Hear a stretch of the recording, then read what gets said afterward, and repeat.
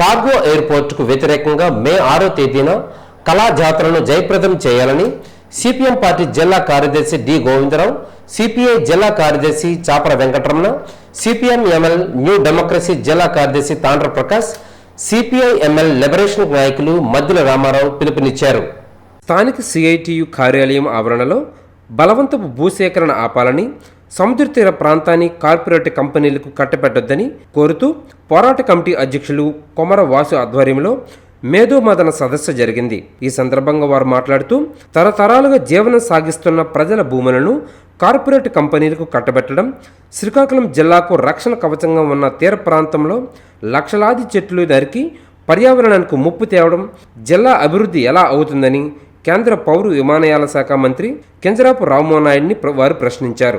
ఇక్కడ ప్రజలు ఎవరూ కార్గో ఎయిర్పోర్ట్ కోరడం లేదని, జిల్లాకు వంశధార రిజర్వాయర్ పూర్తి చేసి చివరి భూముల వరకు 2 పంటలకు నీరివ్వాలని కోరుతున్నారని వారు అన్నారు.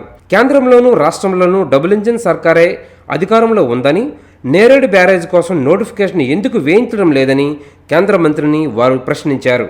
ఈ రోజు కేంద్ర మంత్రి కింజరాపు రామ్మోహన్ నాయుడు గారిని కమిటీ తరఫున ఒక ప్రశ్న తెలుసుకున్నాం. మేమంతా ఏంటనంటే, ప్రజల ఆస్తులు తీసి కార్పొరేట్ సంస్థలకు ఇవ్వడం అభివృద్ధి అని అడుగుతున్నాం. ఈ ప్రాంతంలో అత్యంత కీలకమైంది, ఇవ పర్యావరణానికి అత్యంత ఉపయోగంగా ఉండేది. ఈ రోజు సముద్ర తీర ప్రాంతంలో పెద్ద ఎత్తున జీడి మొక్కలు మలాడవల్లాగా ఉన్నాయి. ఈ రోజు కార్గో ఎయిర్పోర్ట్ పేరుతోని లక్షలాది మొక్కల్ని ఈవేళ మీరు నరిగితే ఈవేళ పర్యావరణానికి ఎంత తీవ్రమైన ముప్పు ఏర్పడుతుంది అని మేము ప్రశ్నిస్తాం. ఈవేళ సునామీలు వచ్చినా, ఈవేళ పెద్ద పెద్ద తుఫాన్లు వచ్చినా, ఈ రోజు కాశీముఖ నగరానికి కానీ ఈ శ్రీకాకుళం ప్రాంతానికి కానీ ఒక పక్క తూర్పు కనులు అయితే రెండో వైపున సముద్ర తీర ప్రాంతంలోన ఈవేళ ఈ మొక్కలన్నీ కూడా ఒక రక్షణ కవచంగా ఉన్నాయి. ఈ రోజు ఆ మొక్కలు కానీ మీరు నరికేస్తే ఈ పర్యావరణానికి ముప్పు కాదా మేము అడుగుతున్నాం. అంతేకాదు అత్యంత హాస్యాస్పదమైనది ఏంటంటే, కార్గో ఎయిర్పోర్ట్ వస్తే ఉద్యోగాలు వస్తాయని చెప్తాను. ఇవాళ మేము అడుగుతున్నాం, మా భూములు, మా ఆస్తులు, మా ఇల్లు మీకు ఇస్తే మీరు మాకు ఉద్యోగాలు ఇస్తారా? అంటే మా ఆస్తులు అవన్నీ చేసి మీ కాడ కంబార్తనం చేయాలా? ఇదా మీరు చెప్పేది?